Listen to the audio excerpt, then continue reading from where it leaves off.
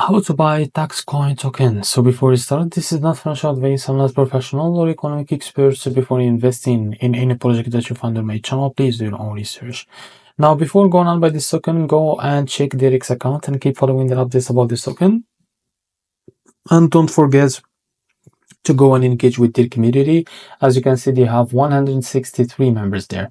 So as you can see, this token is available on the screener. It created 5 hours ago and increased by 58% in less than 4 hours. And also this token trending number 9 in the Solana section. Now I'll show you how to buy this token. Just click here to copy the token address and open your front mind wallet. As you can see, after that, click here on swap and make sure that you have enough Solana on your wallet. Now click here and paste token address in the search bar. As you can see, this is your token. Now click on it. And after that, click on I understand. After that, type here how much you want to buy. So here you will be able to see how much you receive. After that, you can click on pricing, click on provider, now select Jupiter, click on apply, and now go back. And after that, you will be able to see here swap, click on it, and after that, you will be able to redirect it to Jupiter provider page to complete the buy process. So this is how to buy TAXCOIN token. If you found this very helpful, please like and subscribe. See you next video.